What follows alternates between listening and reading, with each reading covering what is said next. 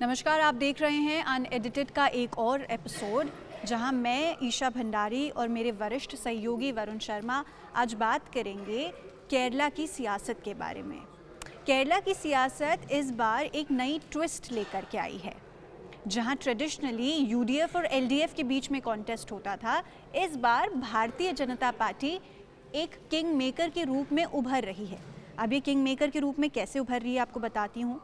हाल फिलहाल में जो हमारे पोलस्टर्स हैं, जितने भी ओपिनियन पोल हुए हैं, वो ये कह रहे हैं कि केरला 2026 के विधानसभा चुनाव में ना तो एलडीएफ, ना तो यूडीएफ और ना ही कोई पार्टी मेजॉरिटी मार्क क्रॉस कर सकती है।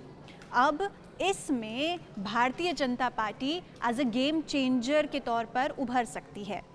तो क्या केरला की पॉलिटिक्स में सच में बदलाव आने वाला है और क्या पोलस्टर्स ने बताया है? वरुण, आप बताइए हमारे व्यूअर्स के लिए। शुक्रिया ईशा।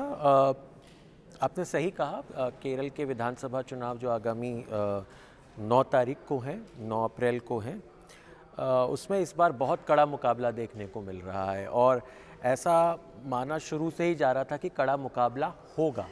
तो जिसे कहते हैं एक्सपेक्टेड लाइंस पर ही है। केरल की राजनीति हमेशा से दो ध्रुवों के बीच में रही है, बाइपोलर कॉन्टेस्ट ही रहे हैं केरल की राजनीति में। एक लेफ्ट डेमोक्रेटिक फ्रंट एलडीएफ और एक कांग्रेस के नेतृत्व वाला यूडीएफ, यूनाइटेड डेमोक्रेटिक फ्रंट। इन्हीं के बीच में केरल की राजनीति में हमेशा से मुकाबला रहा है। लेकिन भारतीय जनता पार्टी राजीव चंद्रशेखर के नेतृत्व में इस बार जो ये होता आया है, इसको बदलने की कोशिश में है।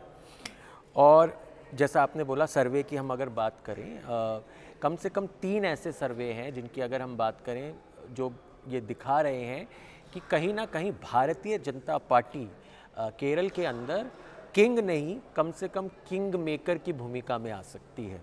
और ये बहुत ही महत्वपूर्ण चीज़ होगी अगर ऐसा कुछ होता है और कहीं ना कहीं भारतीय जनता पार्टी के हाथों में, जिसे कहते हैं, चाबी आ जाती है, सत्ता की कुंजी आ जाती है, तो ये बहुत ही अप्रत्याशित केरल की राजनीति के लिए होगा।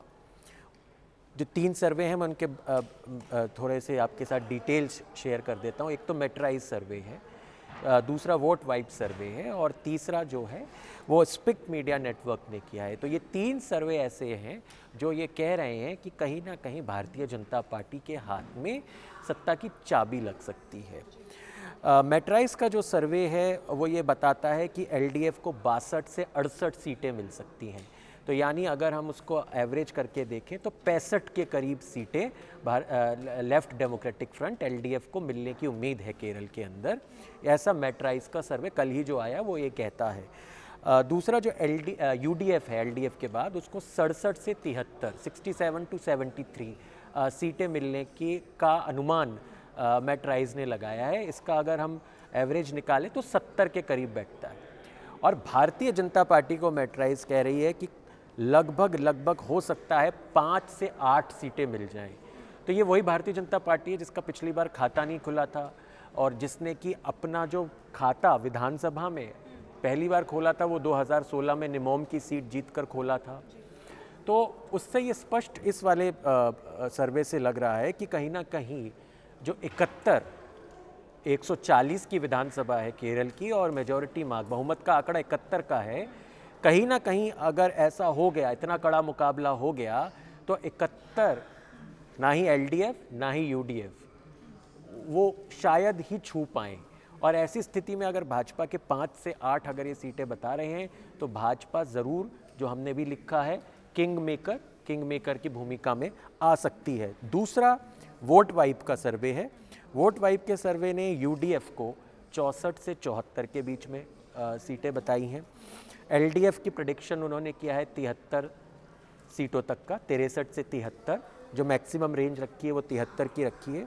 और भारतीय जनता पार्टी को 1 से 5 के बीच में, मैक्सिमम 5 उन्होंने भी दी है। मेट्राइज ने 8 मैक्सिमम दी हैं और 5 वोट वाइब ने दी है।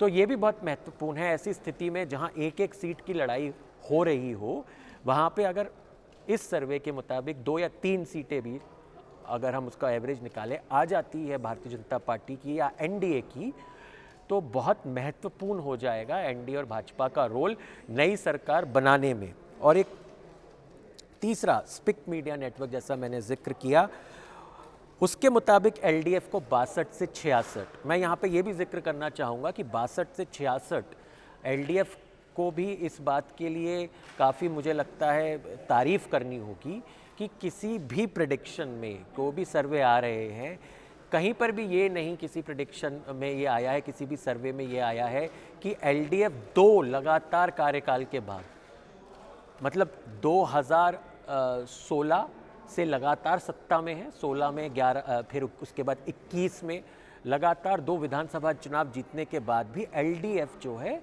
अच्छा प्रदर्शन करता दिख रहा है। और इस सर्वे के मुताबिक 62 से 66, यूडीएफ 62 से 69, यानी कि बहुमत के आंकड़े से यहाँ पर भी 71 का आंकड़ा कोई पार्टी छूती नहीं दिख रही है। और भारतीय जनता पार्टी का एनडीए 4 से 5, तो यहाँ पर भी ऐसा लग रहा है इस सर्वे के मुताबिक कि सत्ता की चाबी जो है, जो हम बार बार कह रहे हैं, भारतीय जनता पार्टी और एनडीए के हाथ में आ सकती है केरल में, और ये अपने आप में बहुत बड़ा राजनीतिक मोड़ होगा केरल की राजनीति। जी बिल्कुल वरुण, और अगर हमारे व्यूअर्स को लग रहा है कि ये एक अनयूजुअल फाइट हो सकती है, तो उनको 2011 की याद दिला देते हैं, जब यूडीएफ को 72 सीट्स मिली थी, सिर्फ 1 सीट अबाव मेजॉरिटी, और एलडीएफ 68 सीट्स, और वोट डिफरेंस 1.6 लाख वोट्स था। तो वोट शेयर डिफरेंस 1% से भी कम था वरुण। आप बिल्कुल 2011 के जिस विधानसभा चुनाव की आप बात कर रही हैं, उसमें बहुत कड़ा मुकाबला हुआ था एलडीएफ और यूडीएफ के बीच में। और जैसा कि हम सर्वे की बात कर रहे हैं, इतने सारे सर्वे हैं, कई सर्वेज ये कह रहे हैं कि इस बार भी वैसा मुकाबला, कड़ा मुकाबला, क्लोज कॉन्टेस्ट, जिसे हम नेक एंड नेक फाइट कहते हैं, वो इस बार केरल में देखने को मिल सकती है। तो जो 2011 का जब आपने जिक्र किया, उसके बाद से तो लगातार एलडीएफ सत्ता में आ रही है और अच्छे बहुमत से सरकार बना रही है, चाहे वो 2016 का विधानसभा चुनाव हो, चाहे 2021 का विधानसभा चुनाव हो, एक तरफा ही लगभग मुकाबला हुआ।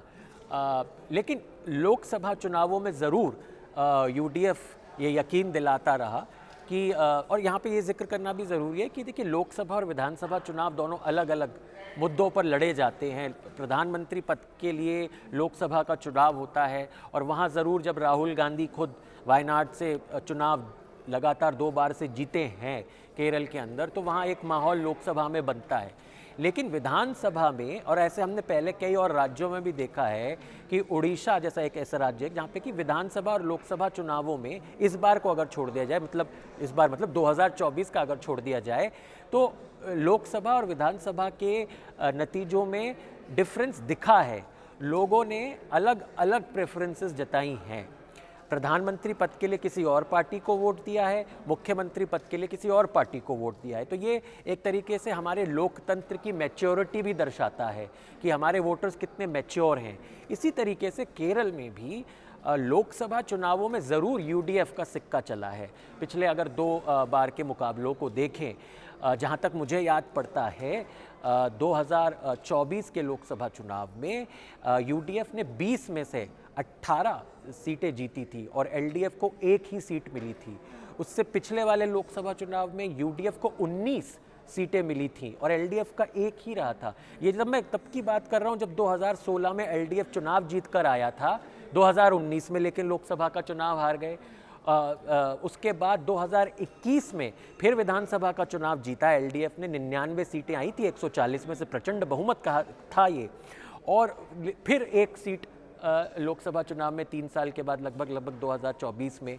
तो यूडीएफ और एलडीएफ के बीच में ये जो नूरा कश्ती, जो जिसे कहते हैं नूरा कुश्ती चल रही है, ये अलग अलग जो आता है डिफरेंस, ये बहुत महत्वपूर्ण हो जाता है समझने के लिए।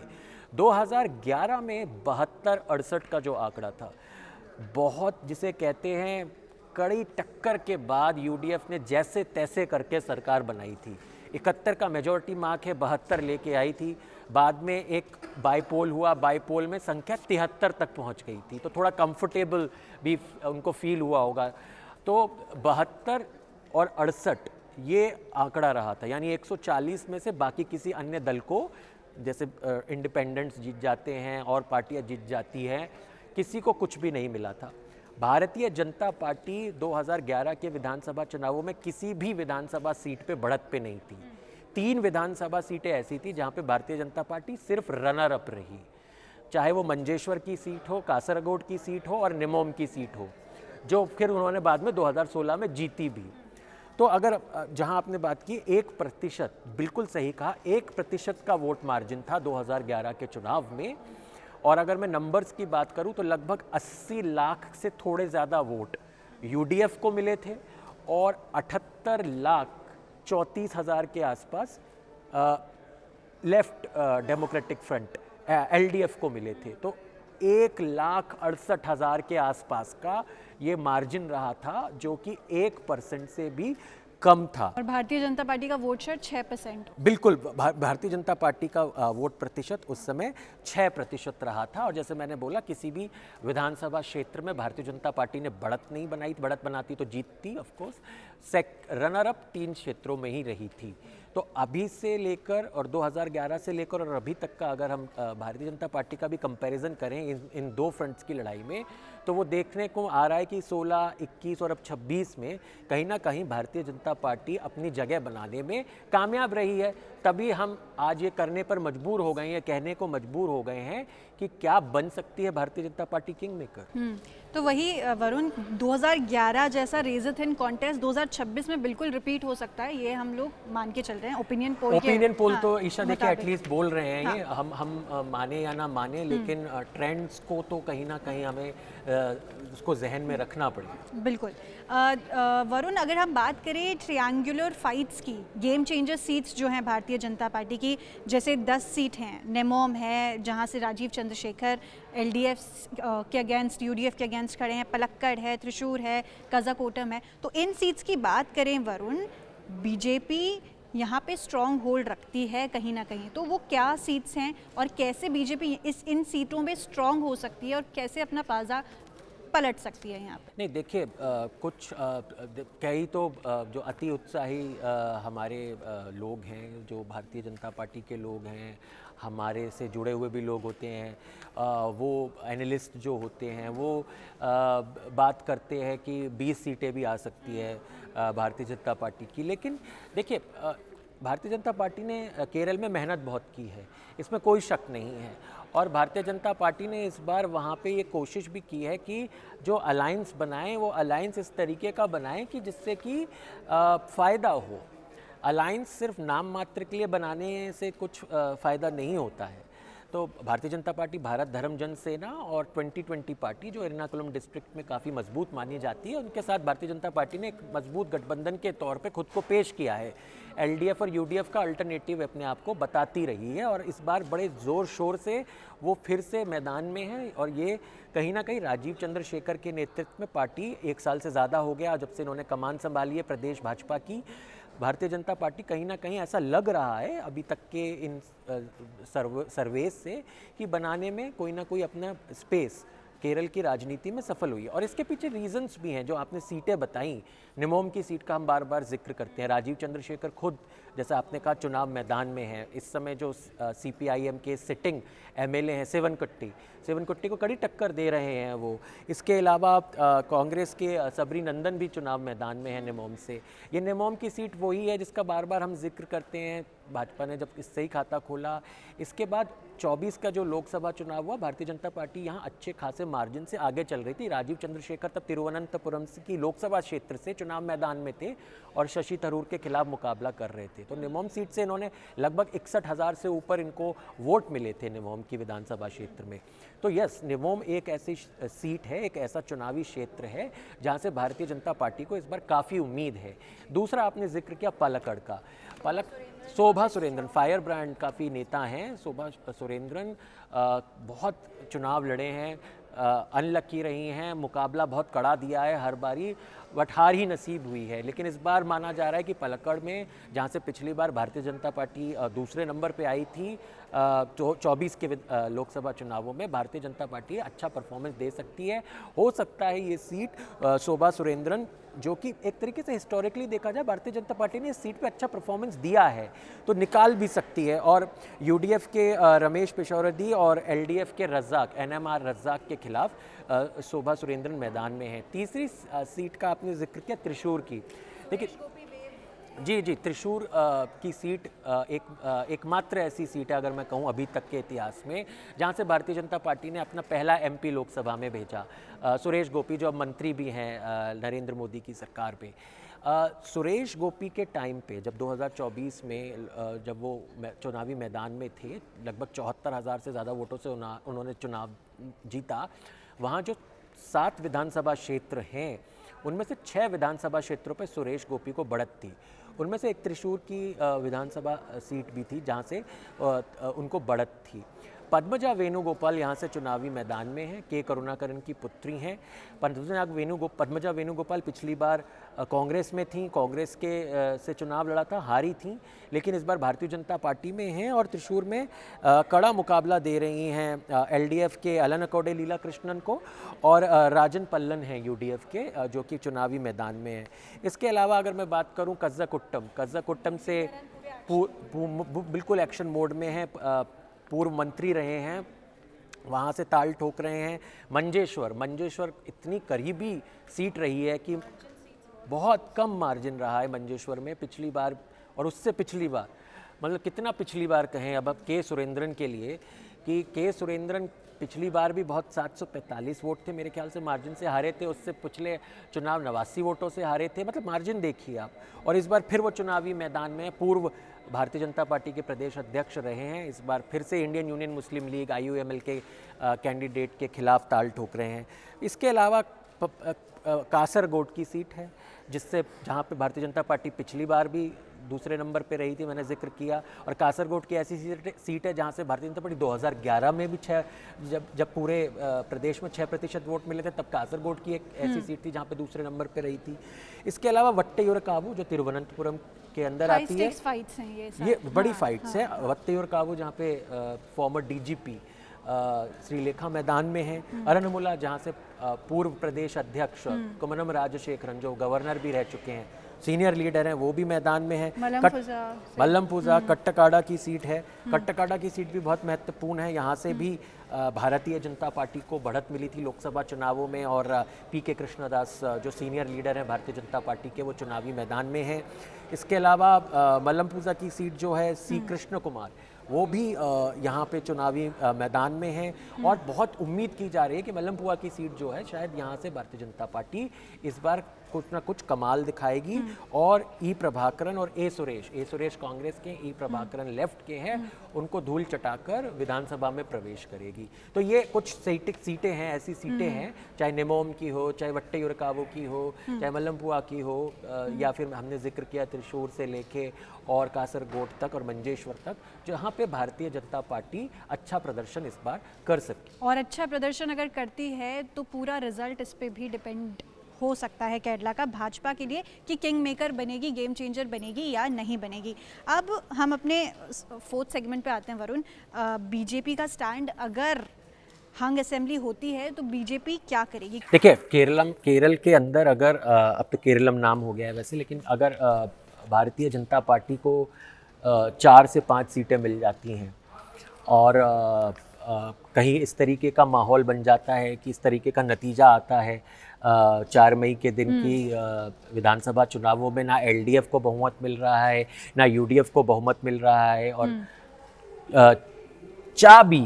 वो चाबी जो हम शुरू से बात कर रहे हैं कहीं भारतीय जनता पार्टी के पास आ गई है, तो वो चाबी जो है किसके ताले में लगाएगी, किसके लिए सत्ता का दरवाजा भारतीय जनता पार्टी खोलेगी। तो इसका जवाब जो मुझे लगता है, जितना मैंने कवर किया है भारतीय जनता पार्टी को या भारतीय जनता पार्टी की केरल की स्ट्रेटेजी को देखा है, मुझे नहीं लगता भारतीय जनता पार्टी, इसका जवाब सीधा सीधा ना है मेरे हिसाब से। मुझे नहीं लगता भारतीय जनता पार्टी किसी को भी चुनाव के बाद जिस दिन रिजल्ट आएगा किसी को भी समर्थन देगी।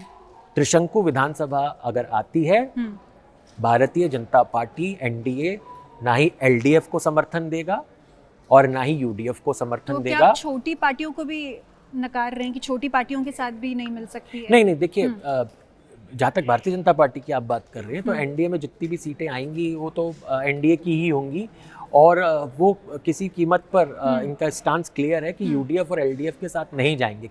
उसके कारण भी है कि भारतीय जनता पार्टी अपने आप को एक तरीके से थर्ड अल्टरनेटिव, एक अल्टरनेटिव की तौर पे पेश कर रही है कि इन दोनों के अलावा हम हैं मैदान में। और भारतीय जनता पार्टी कहेगी कि जो मुझे लगता है कि हम तो विपक्ष में बैठेंगे, आप लोगों को जो करना है करिए, आप लोग तो वैसे भी पश्चिम बंगाल में साथ रहे हैं, आप लोग केंद्र की सत्ता में साथ रहे हैं, आप अभी असम में भी साथ लड़ रहे हैं, आप बिहार में साथ लड़े, आप तमिलनाडु में साथ लड़ रहे हैं, तो आप केरल में ही क्यों एक दूसरे से ये फाइट करते हैं, आप तो त्रिपुरा में भी साथ रहे हैं। तो भारतीय जनता पार्टी ज़रूर ये उनको कहेगी कि आप क्यों साथ में नहीं आ रहे हैं, आप हमें क्यों फंसाना चाहते हैं, हमारा कोई मतलब नहीं है और हम तो आप दोनों से ही मुकाबला कर कर आए हैं। तो भारतीय जनता पार्टी मुझे नहीं लगता कि उनको किसी भी तरीके से समर्थन देगी। तो री इलेक्शन पे आप बोल रहे हैं कि री इलेक्शन हो सकता है फिर? अगर देखिए और कोई फिर उस दो ही चीज़ें हैं उसके, देखिए तीन चीज़ें हैं उनमें से एक तो हमने जिक्र किया कि भारतीय जनता पार्टी को अगर ऐसी 4-5 सीटें आ गई और ऐसे उसको लगा, उनके पास ये पावर आ गई कि उनको डिसाइड करना है कि एलडीएफ यूडीएफ में से किसकी सरकार बनानी है, तो मुझे नहीं लगता कि भारतीय जनता पार्टी किसी की भी सरकार बनाएगी। ऐसा ये हमने पहला ऑप्शन यहीं पे ख़त्म कर दिया। दूसरा ऑप्शन उसके बाद बचता है जो हम जिक्र कर रहे थे कि भाई एलडीएफ यूडीएफ साथ आ जाएं। अगर 4-5 सीटें 140 में से भारतीय जनता पार्टी की आई है तो फिर भाई 135-36 लोग मिलकर सरकार बना ले। क्या एलडीएफ और यूडीएफ केरल में वो करेंगे, ये देखना बहुत महत्वपूर्ण हो जाता है। और तीसरा जो आपने री इलेक्शन की बात की, उसके बाद तो कोई ऑप्शन बचता नहीं है जी। अगर री इलेक्शन राष्ट्रपति शासन लग सकता है, उसके बाद अगर इस तरीके की डेडलॉक की स्थिति होती है और उसके बाद कहीं ना कहीं फिर री इलेक्शन के अलावा और कोई चारा नहीं रह जाता है। 1998 में के बाद जब 1999 में अटल बिहारी वाजपेयी की सरकार एक वोट से गिरी, उसके बाद कोई भी 272 का जादुई आंकड़ा नहीं कर पाया लोकसभा के अंदर। तो एक साल के अंदर इलेक्शन हो गया। 1998 में चुनाव हुआ था, 1999 में 1.5 साल के अंदर फिर चुनाव हो गया। तो री इलेक्शन ही करना पड़ेगा, चुनाव के मैदान में दोबारा जाना पड़ेगा। इसमें एक और छोटा सा ये हो सकता है कि अगर 72-68 इस तरीके का 72-68 या 72 तो खैर मेजोरिटी हो जाएगी, 72-68 का वाला ही मामला रहा, अगर 68-64 ऐसे करके आ गई, 70 और 65 आ गई और 5 इधर आ गई, अगर हम इसका एक हाइपोथेटिकल चीज़ को देखें तो जो यूडीएफ या एलडीएफ की पार्टी है, छोटी छोटी पार्टी जो शायद आप बोल रही थी, वो ड्रिफ्ट शायद कर जाए। देखिए जैसे अब एलडीएफ के अंदर बड़ी इंटरेस्टिंग बात है, एलडीएफ के अंदर सबको पता है सीपीआईएम मेन प्रिंसिपल पार्टी है, फिर communist party of India CPI है, लेकिन इसके अलावा केरल कांग्रेस मनी भी है। ये केरल कांग्रेस मनी पहले शुरू से यूडीएफ में ही रही थी, अब वो एलडीएफ का दामन पकड़ चुकी है। इसके अलावा राष्ट्रीय Janata Dal RJD, nationalist Congress party NCP जो शरद पवार की पार्टी है, और जनता दल सेकुलर, ये ऐसे कुछ दल हैं। जेडीएस की जो लोकल यूनिट है केरल में वो एलडीएफ के साथ है, वैसे तो नेशनल लेवल पे अगर देखा जाए तो वो तो एनडीए के साथ है। तो ये जो आप देख रहे हैं ये एलडीएफ के साथ रहना पसंद कर रहे हैं अभी फिलहाल के लिए। कांग्रेस सेकुलर भी है, केरल कांग्रेस भी है, आरएसपी लेनिनिस्ट है, आईएसजेडी है, आईएनएल है, इंडियन नेशनल लीग है, और कुछ 16 के करीब सीटों पे इंडिपेंडेंट्स भी एलडीएफ के चुनाव लड़ रहे हैं। उस तरीके से यूडीएफ में देखें तो कांग्रेस के बाद आईयूएमएल सबसे बड़ी पार्टी है, केरला कांग्रेस जोसेफ है, वो भी इनके साथ में है, रेवोल्यूशनरी सोशलिस्ट पार्टी है, केरला कांग्रेस जैकब है, आरएमपीआई है, सीएमपी है, कम्युनिस्ट मार्क्सिस्ट पार्टी। तो अब अगर ऐसा चुनाव रहता है, 2-3 सीटों का फर्क रहता है, भाजपा मने कर देती है, तो हो सकता है कि इधर से उधर भी कुछ पार्टियां हो जाएं। जैसे आरजेडी है, आरजेडी जैसे मैंने कहा लेफ्ट डेमोक्रेटिक फ्रंट के साथ है, लेकिन नेशनल लेवल पे तो वो यूडीएफ के साथ है, तो ये भी हो सकता है। जी बिल्कुल। तो अब ये देखने वाली बात होगी, मई 4 को रिजल्ट घोषित होने वाले हैं, क्या भारतीय जनता पार्टी लेड एनडीए सच में किंग मेकर बनेगी और क्या सच में केरला का गेम चेंज करेगी। तो तब तक के लिए बने रहिएगा अनएडिटेड के साथ। धन्यवाद।